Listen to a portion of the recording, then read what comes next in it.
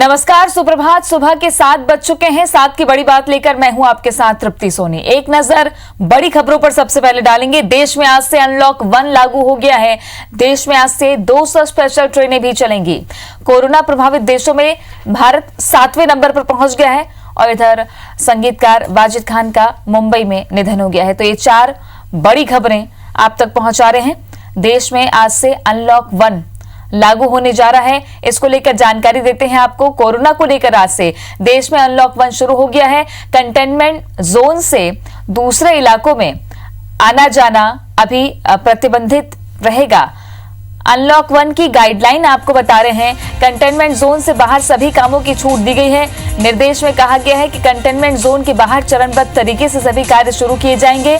पहले चरण में शर्तों के साथ 8 जून से धार्मिक स्थल, होटल, रेस्टोरेंट, शॉपिंग मॉल खोले जाएंगे। वहीं दूसरे चरण में शैक्षणिक संस्थान, स्कूल, कॉलेज आदि खोलने पर विचार किया जाएगा। आज से रात 9 बजे से सुबह 5 बजे तक नाइट कर्फ्यू होगा। इसके अलावा एक राज्य से दूसरे राज्य जाने के लिए प्रतिबंध हटा लिया गया है। अब बिना किसी पास के लोग सोशल डिस्टेंसिंग का पालन करते हुए एक राज्य से दूसरे राज्य आ जा सकेंगे। लेकिन छत्तीसगढ़ के लिहाज से अगर बात करें तो छत्तीसगढ़ में अभी भी एक जिले से दूसरे जिले जाने के लिए पास की जरूरत की बात सरकार ने दोहराई है।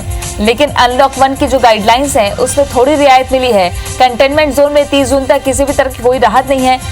जो 7 बजे से सुबह 7 बजे तक का नाइट कर्फ्यू था वो अब रात के 9 बजे से सुबह 5 बजे तक का हो गया है। अलग अलग इलाकों में कुछ कुछ छूट दी जा रही है। आवाजाही के लिए किसी परमिट की जरूरत नहीं होगी। ये एमएचए की गाइडलाइंस है, लेकिन राज्य सरकारों पर ही निर्भर करता है कि वो अपने भौगोलिक क्षेत्र के आधार पर, अपने रीति नीति के आधार पर इस नियम को अपने तरीके से पालन अपने राज्य में करवा सकते हैं। देश और देश के बाहर फंसे लोग ट्रेन और हवाई जहाज से आते रहेंगे। तो आज से देश में अनलॉक 1 शुरू हो गया है। 68 दिनों के लॉकडाउन के बाद लॉकडाउन 5 की बात कही जा रही थी, लेकिन सरकार ने इसे नाम दिया है अनलॉक, यानी कि धीरे धीरे अब लॉकडाउन जो है वो खुलने की दिशा में आगे देश बढ़ रहा है और सरकार इस दिशा में काम कर रही है। अनलॉक 1 के तहत पहले 8 जून से धार्मिक स्थल, होटल, रेस्टोरेंट्स, बार, हॉस्पिटैलिटी सेवाएं सारी शुरू की जाएंगी, शर्तों के साथ शुरू की जाएंगी। धीरे धीरे जून की परिस्थितियों को देखते हुए चरणबद्ध तरीके से स्कूल, कॉलेजेस, कोचिंग सेंटर्स खोलने को लेकर फैसला होगा। इसके बाद सिनेमा, सार्वजनिक स्थल, इन सब को लेकर के भी आगे फैसला हो सकता है। लेकिन अभी जो आंकड़े बता रहे हैं, भारत में रफ्तार तेजी से बढ़ रही है, लेकिन दुनिया के दूसरे देशों के मुकाबले बहुत कम रफ्तार है। 3% मौत का रेशो है।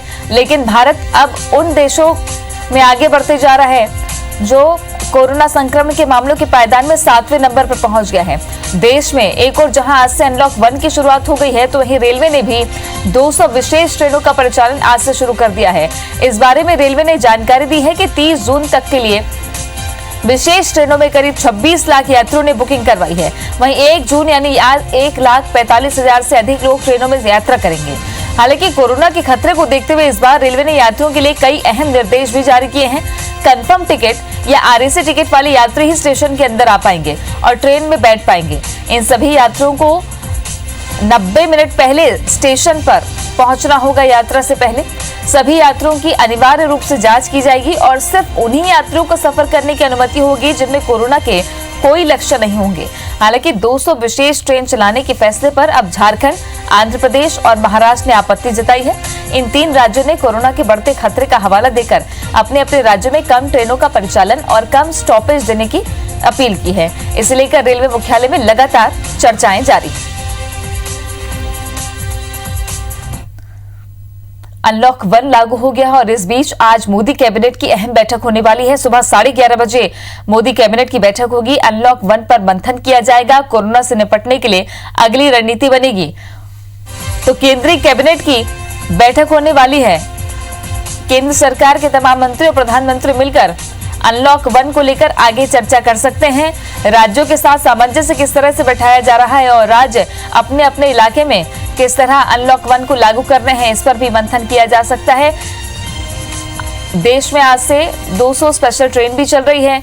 कोरोना से निपटने के लिए अगली रणनीति क्या होगी, इस पर केंद्रीय कैबिनेट मंथन करेगा।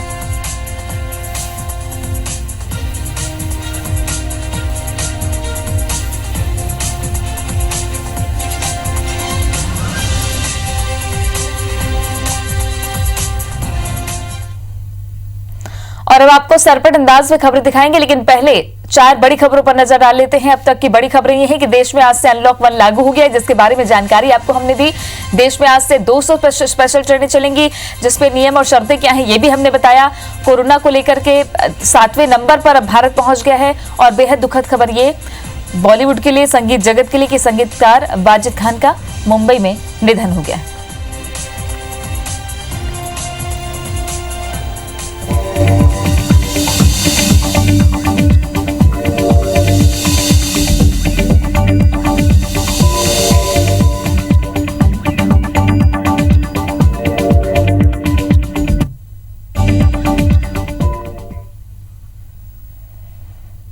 और अब कुछ खबरें देख लेते हैं सरपट अंदाज में। दुनिया भर में 62,59,000 से ज्यादा कोरोना के मामले सामने आए हैं। अब तक 28 लाख से ज्यादा लोगों ने कोरोना से जंग भी जीती है। कुल मौत का आंकड़ा 3,73,000 के पार जा चुका है। वहीं अमेरिका, रूस और ब्राजील से ज्यादा मामले सामने आ रहे हैं। अमेरिका में कोरोना के अब तक 18,37,000 लोग संक्रमित हुए हैं। अमेरिका में अब तक 1,06,000 से ज्यादा लोगों की मौत हो चुकी है। वहीं लगभग 6 लाख मरीज ठीक भी हुए। देश भर में कोरोना ने 1,90,000 का आंकड़ा पार कर लिया है। वहीं देश में अब तक लगभग 91,852 मरीज ठीक हो चुके हैं। देश भर में कोरोना से 5,408 लोगों की मौत हुई है। एक दिन में 8,000 से ज्यादा मरीज मिले। मध्य प्रदेश में मरीजों की संख्या 8,165 पहुंच गई है। कोरोना से प्रदेश में अब तक 349 लोगों ने जान गंवाई है। वहीं 4,843 मरीज कोरोना से जंग जीतकर डिस्चार्ज हो चुके हैं। कोरोना के एक्टिव मरीजों की संख्या 3,300 के पार हो गई। छत्तीसगढ़ में कोरोना मरीजों की संख्या लगातार बढ़कर 499 पहुंच गई। राज्य में अब एक्टिव मरीज 384 है। सभी मरीजों का इलाज जारी है। राज्य में एक मरीज की मौत हुई है। आपको बता दें कि अब तक 114 मरीज स्वस्थ हो चुके हैं। छत्तीसगढ़ में 30 जून तक लॉकडाउन जारी रहेगा। सरकार ने नई गाइडलाइन जारी कर दी है। Bar, hotel, club, park, sports complex और स्टेडियम 7 जून तक बंद रहेंगे। वहीं कंटेनमेंट जोन में केवल जरूरी सेवाओं को ही इजाजत मिलेगी, बाकी सभी सेवाएं बंद रहेंगी। छत्तीसगढ़ की जनता के नाम सीएम भूपेश बघेल ने चिट्ठी लिखी है। चिट्ठी में क्वारंटाइन अवधि पूरा करने वालों से लोगों को संक्रमण का खतरा नहीं होने का विश्वास दिलाया है। सीएम ने कहा, लोग मन में संदेह की बात न रखें। मशहूर संगीतकार वाजिद खान का मुंबई में निधन हो गया। किडनी और गले में इंफेक्शन के बाद उनका इलाज चल रहा था। वे कोरोना संक्रमित भी थे। वहीं खबर यह है कि हार्ट अटैक से संगीतकार वाजिद खान की मौत हुई है। इलेक्ट्रिसिटी अमेंडमेंट बिल 2020 के विरोध में आज देश भर में बिजली कर्मचारी हड़ताल करेंगे। बिजली विभाग के निजीकरण करने पर कर्मचारियों में नाराजगी है, जिनके विरोध में सभी कर्मचारी आज काला दिवस मनाएंगे। हड़ताल का असर मध्य प्रदेश, छत्तीसगढ़ पर भी दिखेगा। कोरबा में कांग्रेस नेता की दबंगई सामने आई है। कांग्रेस नेता पर दिलीप बिल्डकॉन की साइड से 200 ट्रक से ज्यादा गिट्टी चोरी करने का आरोप लगा है। चोरी की गिट्टी को सड़क और डैम निर्माण में इस्तेमाल किया जा रहा था। वहीं पुलिस की टीम ने कार्रवाई करते हुए 2 गाड़ियां जब्त की है। तो आपको देश दुनिया में कोरोना संक्रमण के मामलों की जानकारी दे देते हैं। शुरुआत करते हैं भारत से। भारत में 1,90,000 से ज्यादा कोरोना के केसेस हो चुके हैं। 91,000 से ज्यादा लोग अब तक ठीक भी हो चुके हैं। 5,408 की मौत अब तक भारत में हुई है। तो भारत में कोरोना संक्रमण के मामलों की जानकारी आपको दे रहे हैं। लगातार केसेस बढ़ते जा रहे हैं। भारत में अब तक कोरोना संक्रमण के मामले 1,90,609 पहुंच चुके हैं। ठीक होने वालों की तादाद भी ज्यादा है। एक दिन में 8,750 लोग संक्रमित हुए हैं। सबसे बड़ा आंकड़ा अब तक का देखा जा रहा है। इसके अलावा अगर देश भर में कोरोना से 5,408 लोगों की मौत हो चुकी है। महाराष्ट्र की बात करें तो महाराष्ट्र में 67,655 संक्रमित हैं। 2,286 की मौत हो गई है। गुजरात में 16,794 हैं।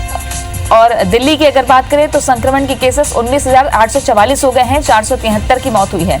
राजस्थान में संक्रमण के केसेस हैं 8,831, 195 की मौत हुई है। यूपी में 8,075 संक्रमण के केसेस हैं, 217 की मौत हो गई है। आंध्र प्रदेश में 3,571 संक्रमण के केसेस हैं, 62 की मौत हुई है। और अगर पश्चिम बंगाल की बात करें तो 5,501 संक्रमण के केसेस हैं, 317 की मौत हो चुकी है। बिहार में कोरोना मरीज 3,807 पहुंच चुके हैं, 23 की मौत हुई है। अगर दुनिया भर के आंकड़ों पर गौर करें तो दुनिया में 62 लाख से ज्यादा केसेस हो चुके हैं और लगातार ये आंकड़ा बढ़ता जा रहा है। दुनिया भर में भारत जो है वो 7वें पायदान पर है कोरोना संक्रमण के मामले में। अब तक 3,73,697 की मौत दुनिया भर में कोरोना के चलते हुई है। अगर अमेरिका की बात करें तो 18,37,000 कोरोना संक्रमण के केसेस हैं। अलग अलग देशों में कोरोना के मामले बढ़ते ही जा रहे हैं। रूस में कोरोना मामले 4,05,843 हुए हैं। इटली की बात करें तो कोरोना संक्रमण के केसेस 2,32,997 हैं। स्पेन में 2,86,509 कोरोना संक्रमण के केसेस हैं। ये केसेस लगातार बढ़ते जा रहे हैं। और अगर भारत में मध्य प्रदेश की बात करें तो मध्य प्रदेश में भी कोरोना के केसेस लगातार बढ़ रहे हैं। मध्य प्रदेश में आंकड़ा बढ़ता जा रहा है। मध्य प्रदेश में लगातार केसेस बढ़ रहे हैं। 8,165 कोरोना के मामले सामने आए हैं, 4,844 ठीक भी हुए हैं। 349 की मौत अब तक मध्य प्रदेश में दर्ज की गई है। इंदौर एपिसेंटर बना हुआ है मध्य प्रदेश का, जहां कोरोना संक्रमितों की संख्या लगातार बढ़ रही है। मध्य प्रदेश में कोरोना संक्रमितों की संख्या 8,165 पहुंच गई है। प्रदेश में अब तक 349 लोगों की कोरोना से मौत हुई है, जबकि 4,843 लोग ऐसे भी हैं जो कोरोना से जंग जीतकर ठीक हो चुके हैं। कोरोना हॉटस्पॉट बने इंदौर में संक्रमितों की संख्या तेजी से बढ़ रही है। यहां संक्रमितों की संख्या 3,486 पहुंच गई है। इंदौर में अब तक कुल 132 लोगों ने अपनी जान गंवाई है, जबकि 1,951 लोग ठीक भी हुए हैं। राजधानी भोपाल की अगर बात करें तो यहां संक्रमितों की कुल संख्या 1,514 है, जबकि 963 लोग कोरोना को मात दे चुके हैं। इंदौर और भोपाल के बाद उज्जैन में सबसे ज्यादा कोरोना संक्रमण के मामले हैं। यहां अब तक 670 लोग कोरोना संक्रमित हो चुके हैं। 57 मरीजों की मौत हुई है, जबकि 441 मरीज पूरी तरह से ठीक भी हुए हैं। नीमच में भी पिछले 24 घंटे में संक्रमितों की संख्या तेजी से बढ़ी है। यहां अब तक 205 मरीज कोरोना से संक्रमित हो चुके हैं। सागर की बात करें तो संक्रमण के केसेस 172 के पार हो चुके हैं। इसके अलावा बुरहानपुर में 302, खंडवा में 240 और जबलपुर में 239 मरीज कोरोना से संक्रमित हो चुके हैं। छत्तीसगढ़ में भी केसेस लगातार बढ़ते जा रहे हैं। हालांकि जो प्रवासी मजदूर आए, जो क्वारंटीन में रखे गए हैं, उनमें केसेस ज्यादा पाए जा रहे हैं। अब छत्तीसगढ़ के 23 से ज्यादा जिलों में संक्रमण पैर पसार चुका है। छत्तीसगढ़ में रविवार को 53 नए केस मिलने के बाद पॉजिटिव मरीजों की संख्या 499 पहुंच गई है। प्रदेश में अब 384 एक्टिव मरीज हो गए हैं, जबकि 114 लोगों ने कोरोना से जंग जीत ली है और एक मरीज की मौत हुई है। प्रदेश के 23 जिलों में कोरोना फैल चुका है। अगर सबसे ज्यादा एक्टिव मरीजों की बात करें तो एपिसेंटर बना हुआ है मुंगेली, जहां सबसे ज्यादा 81 एक्टिव केस हैं, जबकि बिलासपुर में अब तक 48 संक्रमित मरीज मिले हैं।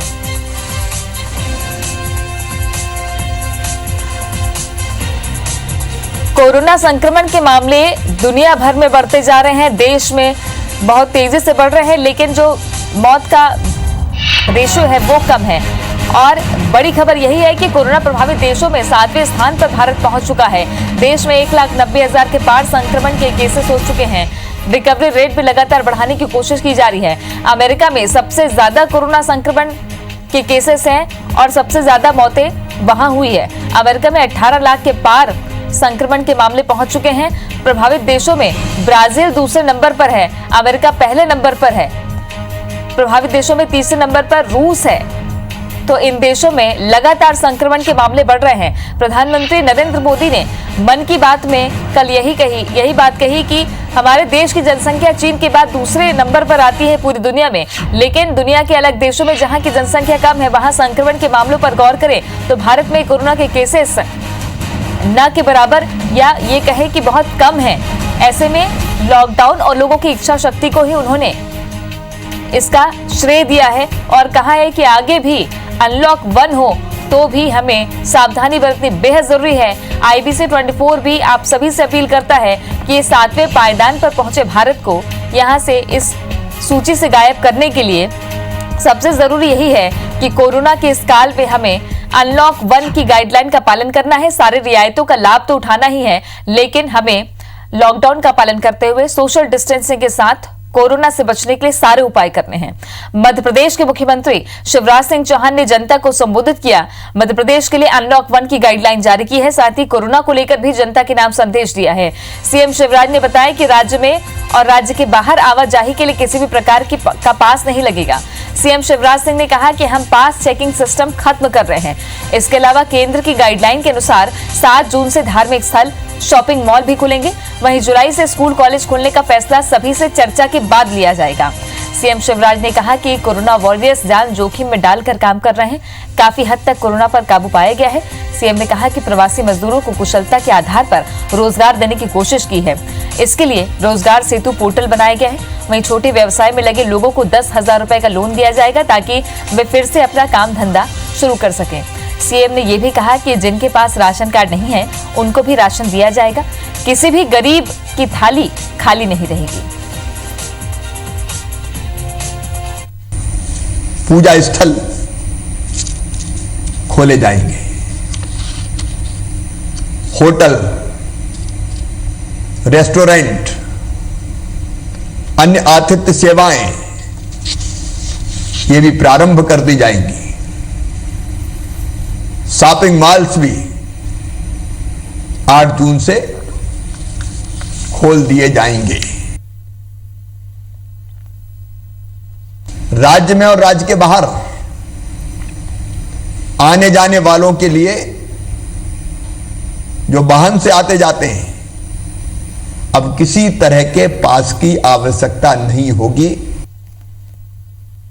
1 मई 2020 को रिकवरी रेट मतलब स्वस्थ होने की दर केवल 19% थी, आज बढ़कर 60% हो गई है। मैं सभी कोरोना योद्धाओं को फिर बधाई देता हूं। हमने फैसला किया कि हम स्कूल की जो यूनिफॉर्म इस साल बनने वाली है वो अपनी बहनों से ही बनवाएंगे, महिला सेल्फ हेल्प ग्रुप से। तो ये तो हो गई मध्य प्रदेश में अनलॉक 1 की गाइडलाइन की जानकारी। और अब छत्तीसगढ़ के बारे में आपको बता देते हैं। 30 जून तक यहां लॉकडाउन रहेगा। इस संबंध में सामान्य प्रशासन विभाग ने निर्देश जारी कर दिए हैं। इसके साथ ही लॉकडाउन के 5वें चरण की घोषणा कर दी गई है। लॉकडाउन से संबंधित गाइडलाइन भी जारी कर दी गई है। इसके तहत अंतर्राज्यीय और अंतर जिला आवागमन के लिए ई पास जरूर रहेगा। वहीं कंटेनमेंट जोन में केवल अति आवश्यक सेवाओं को ही अनुमति रहेगी। भीड़ भाड़ को नियंत्रित करने के लिए सरकार ने राज्य के सभी सार्वजनिक पार्क, स्पोर्ट्स कॉम्प्लेक्स और स्टेडियम को 7 जून तक बंद रखने का फैसला लिया है। क्लब और बार के संचालन के बारे में अलग से आदेश जारी किए जाएंगे।